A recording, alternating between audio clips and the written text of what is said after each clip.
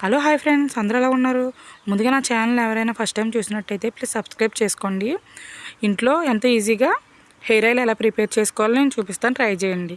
అలాగని ఈ hair oil రాసుకోవడం వల్ల నైట్కి నైటే కాళ్ళు దాకా జుట్టు వస్తుందని కానీ, లేదంటే కళ్ళు మూసి తెరిచేలోపు కాళ్ళు దాకా హెయిర్ పెరిగిపోద్దని కానీ నేను ఏం చెప్పను. కానీ ఏంటంటే మనం చేసే ప్రయత్నం కూడా పదంతుల్లో కొంతన్నా సహాయపడుతుంది కదా. వేడి నీళ్ళకి చన్నీళ్ళు సాయం అన్నమాట. ముందుగా మనం పొయ్యి మీద ప్యాన్ పెట్టుకుని అందులోని మీకు ఎంత ఆయిల్ కావాలనుకుంటే అంత, నేనైతే ఒక 20 డేస్కి అయితే ప్రిపేర్ చేసుకుంటున్నాను.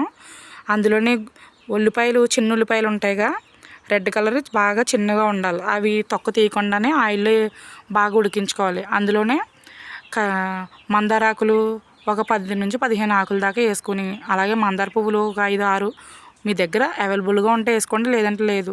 తర్వాత గుప్పుడు కరివేపాకు అయితే వేసుకొని బాగా కలర్ చేంజ్ అయ్యేదాకా ఫ్రై చేసుకోండి. తర్వాత ఈ కొలంజీ సీడ్స్ ఈ రేషన్ షాప్లో ఏ షాపులోనైనా సరే దొరుకుతాయి, జనరల్ షాప్లో. తర్వాత గుప్పుడు గోరింటాకు ఆకు వేసుకోండి. ఇవన్నీ కూడా బాగా మిక్స్ అయ్యేటట్టు కలుపుకొని కలర్ చేంజ్ అయ్యేదాకా ఉడికించుకోవాలి. తర్వాత ఇందులో బ్రింగ్రాజు ఆకు అంటారు, గుంట కలర్ ఆకు, అది కూడా వేసుకొని ఫ్రై చేయండి. తర్వాత రోజ్మెరీ ఎక్కడ పడితే అక్కడ దొరుకుతుంది, ఈ మధ్య బాగా ట్రెండింగ్లో కూడా ఉంది. ఇవన్నీ కూడా బాగా ఫ్రై చేసుకుని బాగా వేగనివ్వాలి.